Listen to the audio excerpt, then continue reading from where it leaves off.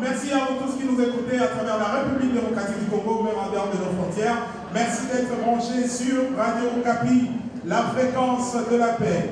Comment façonner la paix dans le contexte de Covid-19 et de la résurgence des groupes armés à l'est du pays? C'est le premier thème de ce magazine de la vie au quotidien. Vous savez, les Nations Unies célèbrent ce 21 septembre la Journée internationale de la paix, consacrée aux idéaux de paix au sein de toutes les nations et dans tous les peuples. C'est autour du thème « Façonner la paix ensemble ». Cette célébration s'est faite dans un contexte particulier, marqué par la Covid-19, qui menace notre santé, notre sécurité et notre monde de vie. Par ailleurs, on note une résurgence des groupes armés qui sèment la désolation dans la partie est du pays. Alors, comment façonner la paix dans un tel contexte? Que faire pour renforcer les idéaux de paix au sein de la population congolaise? Voilà le sujet que nous allons aborder tout à l'heure.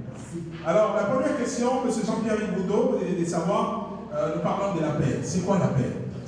La paix, c'est pas l'absence de la guerre. Hein? La paix, c'est des conditions, des attitudes, c'est également des valeurs. Et ces valeurs sont très importantes pour l'être humain. À savoir donc qu'il accepte d'être tolérant, qu'il rejette la violence. Donc la non-violence est très importante dans la définition de la paix. Parce que si vous n'êtes pas tolérant, si vous n'acceptez pas l'autre, vous commencez donc à discuter avec lui et souvent avoir des conflits, je vais dire verbaux, qui peuvent déboucher donc sur des conflits, je vais dire physiques, et là, on n'a plus de paix. Donc la paix, c'est toutes ces valeurs-là que nous devrions, nous, faire en sorte que ce soit dans notre exercice corporel, c'est-à-dire le comportement quotidien avec l'autre, être solidaire avec l'autre, accepter sa différence, faire en sorte que nous puissions vraiment travailler. Parce que si vous regardez au niveau des États, pourquoi entre les nations il y a des guerres? C'est parce que d'abord au niveau des individus, il y a beaucoup d'incompréhension. Et la compréhension mutuelle également est une valeur de la paix. Qu'est-ce qui est à la base de ces incompréhensions en fait? Ce sont beaucoup de facteurs. C'est lorsque on n'accepte pas d'être comme... Lorsqu'on veut que l'autre nous ressemble, forcément, il y a une incompréhension. Voilà. Monsieur l'abbé Paul Dinga, la paix, qu'est-ce qu'on peut comprendre par ces concepts-là?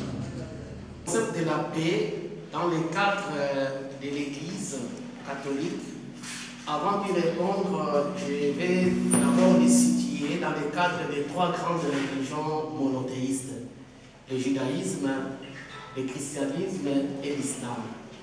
On constate que ces trois religions mettent la paix en avant-garde. La religion judaïste, il se salue en disant la paix, shalom. Et l'islam, comme vous le savez, c'est Ishalom, c'est-à-dire religion de la paix. Le christianisme de même, le Christ qui ressuscite, quand il salue ses apôtres, il dit « la paix soit avec vous ». Et nous, dans l'Église catholique, dans la célébration de toute Eucharistie, on rappelle cette paix que Jésus nous a apportée, cette paix qui fait de nous. Mais on commence par la philosophie. Pourquoi? Parce que la philosophie, c'est la science de la totalité du réel. C'est une réflexion sur la totalité du réel. La totalité du réel qui inclut le cosmos, le monde ambiant, l'homme et le monde que nous ne voyons pas. Monsieur l'abbé, pourquoi en RDC, depuis plus de 20 ans, on assiste à la rupture de la paix, surtout dans la partie est du pays, où il y a des conflits à tout moment, depuis plus de 20 ans? Oui.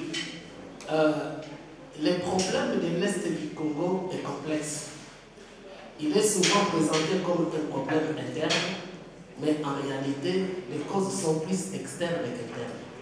Il y a une instrumentalisation de la population.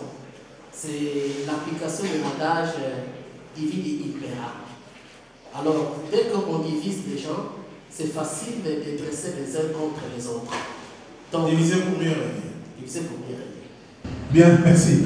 Alors, monsieur le professeur Rigobert Kabouita, vous êtes directeur de l'Institut de recherche géostratégique. Alors, quelles sont les causes de pourquoi en RDC la paix pose problème depuis plusieurs années? Et quelle est la solution? Qu'est-ce qu'on peut faire pour façonner la paix dans notre pays? La paix doit être une construction collective. Alors, à l'est de la RD Congo, la paix est difficile à construire, d'autant que tout le monde ne participe pas à cette construction de la paix. Parce que la construction de la paix est sur plusieurs dimensions, la dimension économique, la dimension politique, la dimension sociale et même la dimension technologique. Donc il faudrait que tous les pays de la sous-région, éclatés sur la région, s'impliquent à la recherche et à la consolidation des partis qui ont déjà été pacifiés, mais aussi à combattre les groupes, ensemble. Le Rwanda, l'Ouganda, le Burundi doivent être impliqués à 100% dans le combat. Est-ce qu'il ne faut pas d'abord commencer par rechercher les causes profondes? Les causes profondes, elles sont là. Déjà, les causes profondes sont pour la RDC notamment économiques. La guerre à l'est de la RDC est plus économique que politique ou culturelle. D'autant que la RDC regorge de ses richesses recherchées par la plupart des entreprises mondiales et même par les puissances internationales. Et donc, de ce point de vue, la RDC doit s'accaparer tout ce pouvoir de protéger son patrimoine. Et de le protéger, d'ailleurs je vais finir par là, oui. De le protéger en alliance et en coopération avec d'autres. D'accord. Comment façonner la paix dans le contexte de la COVID-19 et de la résurgence des groupes armés à l'est de la République démocratique du Congo? Y a-t-il des questions déjà dans la salle? Des questions? Vous allez juste lever la main. Cathy va passer pour vous donner le micro. Les intervenants sont là, ils vont répondre à vos préoccupations. Oui.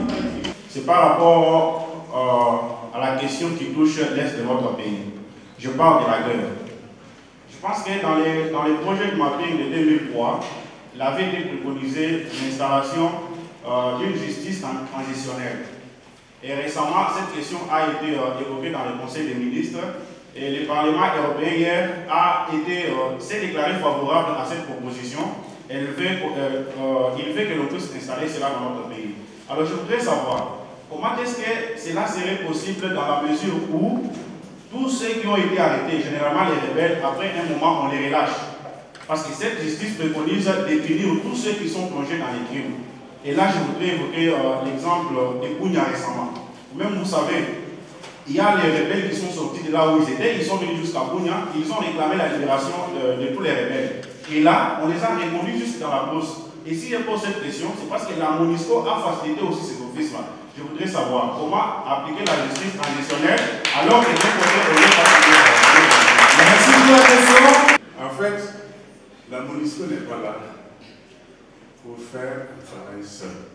Nous sommes là pour appuyer les forces armées du Congo.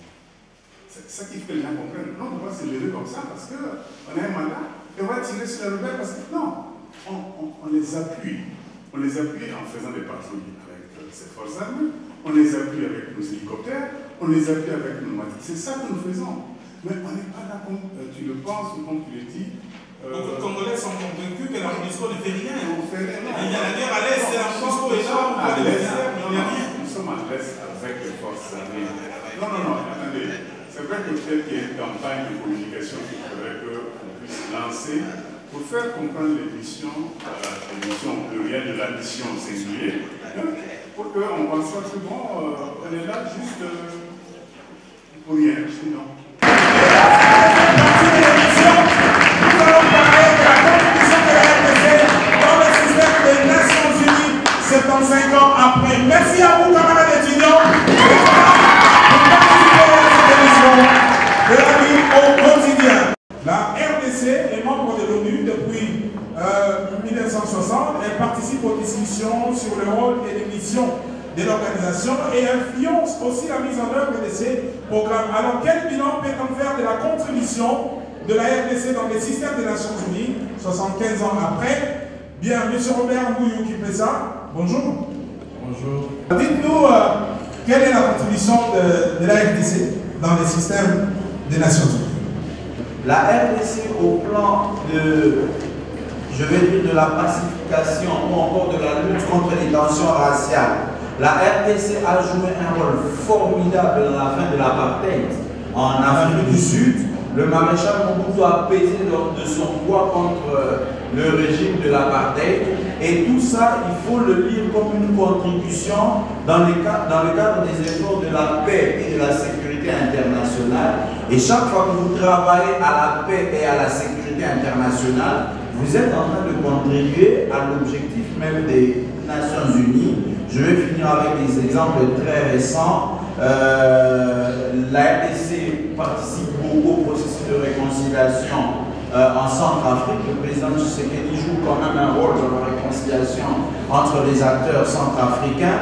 La police congolaise a été associée à des opérations de maintien de paix en Centrafrique. C'est vrai qu'il y a eu quelques poids à la fin, mais ce sont des exemples concrets. Je cite aussi le rapprochement récent, la détente de la tension, disais-je, entre le Rwanda et l'Ouganda. Ça a été sous l'égide de la RDC et de l'Angola. Bien que c'est des efforts régionaux, considérez toujours chaque fois que les mécanismes régionaux de pacification et de paix et de sécurité s'inscrivent dans la logique globale des Nations Unies. Ma question est de savoir comment les autres pays peuvent faire confiance à la RDC pour appeler la police congolaise dans leur pays, alors que dans la RDC c'est le chaos total. La police congolaise a du mal à maintenir la paix dans notre pays, dans son propre pays. Comment elle peut contribuer à la paix ailleurs? J'aimerais que les intervenants puissent nous expliquer qu'est-ce qui passe que les Congolais là, qui ont tant contribué, qui continuent à contribuer, laissent chez eux sa part réussir.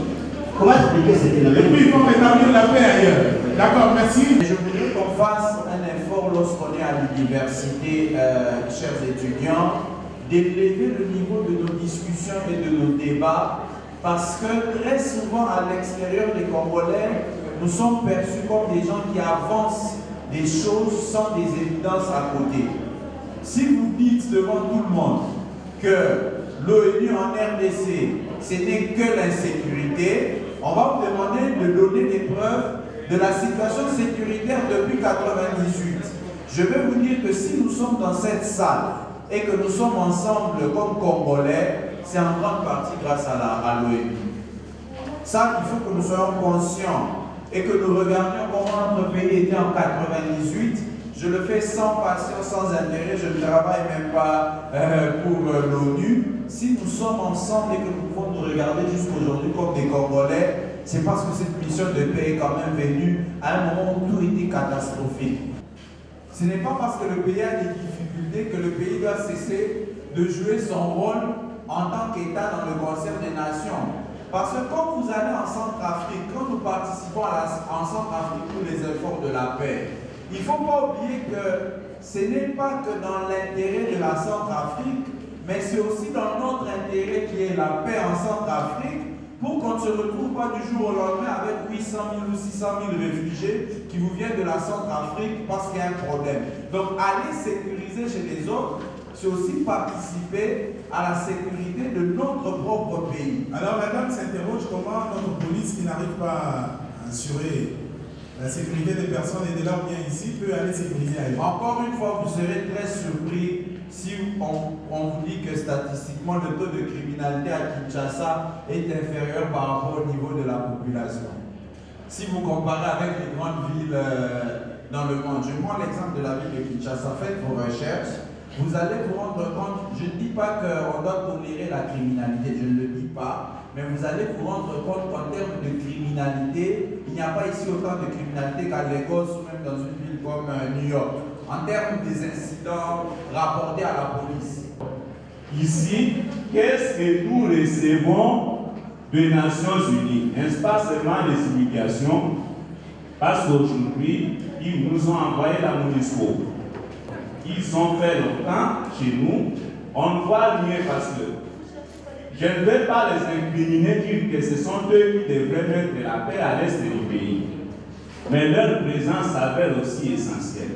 D'accord. Pourquoi la MONUSCO n'a pas le courage de dire que j'ai échoué, je dois partir chez moi?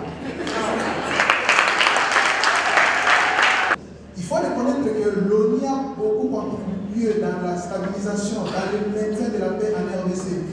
Et l'ONU, ce n'est pas aujourd'hui, et l'ONU, ce n'est pas seulement la MONUSCO. Nous avons des organes spécialisés de l'ONU qui sont ici au Congo, qui travaillent pour l'intérêt des Congolais. Vous avez par exemple le PNUD. Il y a des gens qui introduisent des projets au PNUD, et PNUD finance ces projets. Il y a aussi la contribution de la MONUSCO dans le transport de troupes, dans le transport de FARDC, du côté logistique. On a la MONUSCO qui est présente lorsqu'il y a un problème qui se passe quelque part. Lorsqu'il y a un incendie ici à Kinshasa, vous verrez la MONUSCO avant même le gouvernement congolais. Alors, soyons d'accord que l'ONU contribue énormément ici en République démocratique du Congo. Merci à vous, camarades.